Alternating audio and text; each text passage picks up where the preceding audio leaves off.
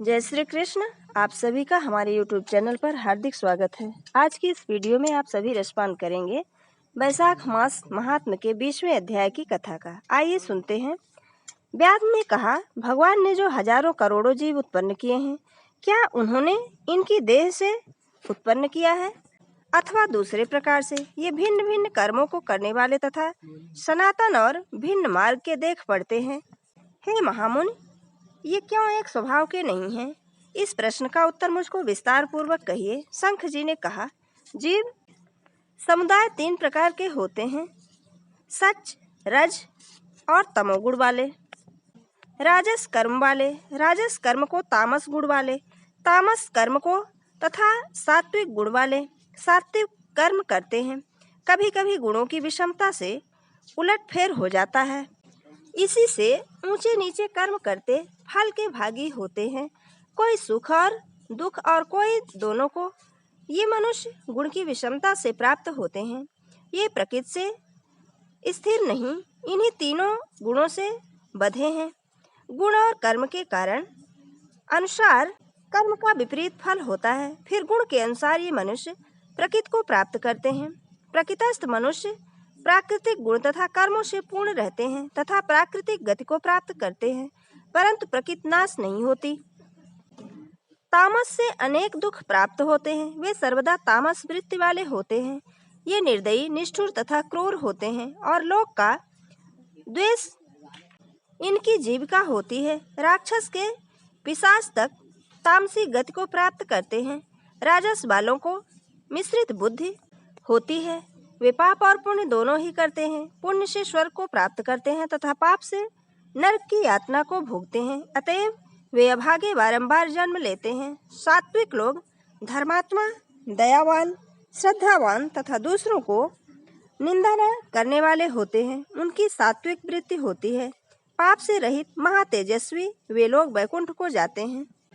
इसी से भिन्न कर्म वाले, नाना रूप तथा भिन्न बुद्धि वाले लोग होते हैं। इन्हीं गुण तथा कर्मों के अनुसार महाप्रभु विष्णु भगवान अपने अपने स्वरूप की प्राप्ति के लिए इनसे काम करवाते हैं। पूर्ण मनोरथ वाले विष्णु भगवान में विषमता और घृणा नहीं है। वह संभाव से संसार की सृष्टि, स्थिति तथा नाश करते हैं।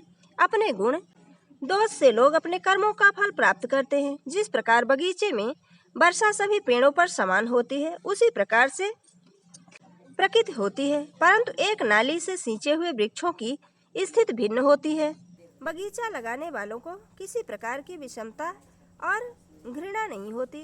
व्यास ने कहा, हे मुनि, अंत काल में अथवा स्थापन के काल में सृष्टि, संहार तथा स्थिति का कितना समय होता है?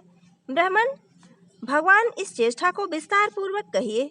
शंख जी ने कहा, ब्रह्मा का दिन 4000 युग होता है। इनकी रात भी इतनी ही बड़ी होती है। ऐसा दिन रात मिलकर ब्रह्मा का अहोरात्र होता है। 15 दिन का पक्ष, 2 पक्ष का महीना, 2 महीने का ऋतु, 3 महीने का आयन तथा 2 आयन का 1 वर्ष होता है। ऐसे 100 वर्ष जब ब्रह्मा के बीत जाते हैं, तब ब्रह्म कल्प कहलाता है। वेदों को जानने वाला उनका यह प्रथम कल्प माना है। प्रलय 3 प्रकार का होता है। एक मानव, जिसमें मनुष्यों का अंत होता है। दूसरा ब्रह्मा जी के दिन के अंत में होता है, उनको दैन दिन कहते हैं। तब बाद में ब्रह्मा के लय होने पर ब्रह्मा का प्रलय कहलाता है। ब्रह्मा जी के एक मुहूर्त में मनु का एक प्रलय होता है। इसी प्रकार क्रम से 14 प्रलय बीतने पर एक दैनंदिन लय कहलाता है। प्रलयों की स्थिति से लोकों के 3 प्रलय होने पर एक मनवंतर होता है। इसमें केवल चेतन प्राणियों का नाश होता है, लोकों का क्षय नहीं होता।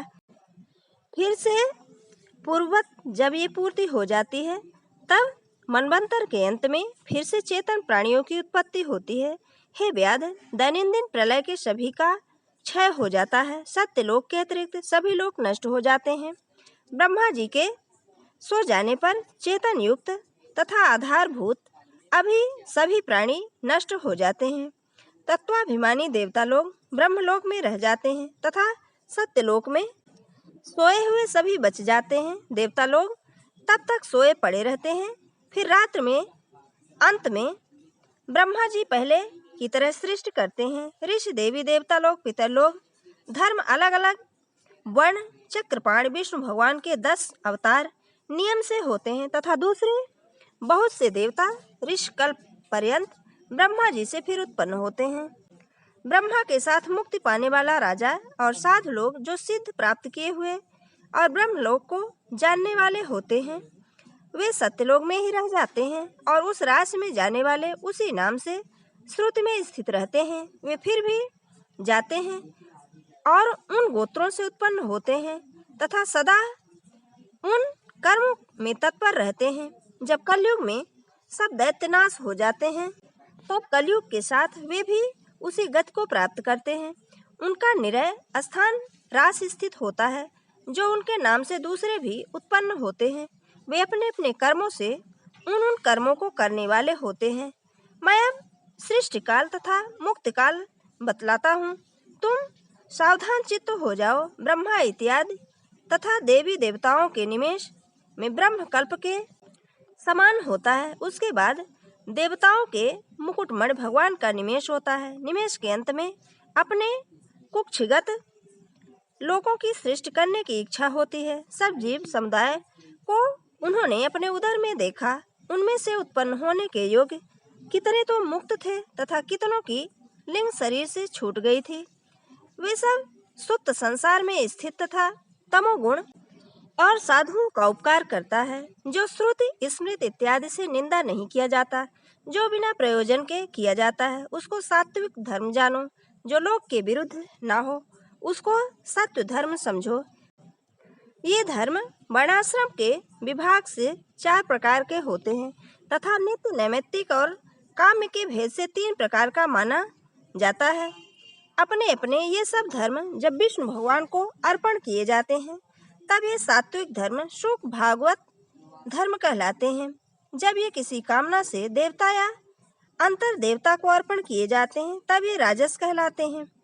यक्ष, राक्षस, पिशाच इत्यादि लोक में निष्ठुर देवताओं का धर्म सिंहात्मक तथा निंदित धर्म तामस कहलाता है। विष्णु को प्रीत करने वाले शुभ सात्विक लोग बिना किसी कामना के नित्य करते हैं। वे भागवत कहलाते हैं, जिनके चित्त में सदा विष्णु रहते हैं, जिनकी जिह्वा पर हरि भगवान का नाम रहता है, जिसके हृदय में भगवान का चरण रहता है, वे ही भागवत कहलाते हैं। जो सदाचार में लगे रहते हैं, जो सबका उपकार करते हैं, जो सर्वदा ममताहीन रहते हैं, वे भागवत कहलाते हैं। जिनका शास्त्रों में गुरु साध तथा कर्मों में विश्वास रहता है, जो निरंतर विष्णु के भक्त हैं, वे भगवत कहलाते हैं। विष्णु भगवान के प्रिय धर्म जिनको संभव हैं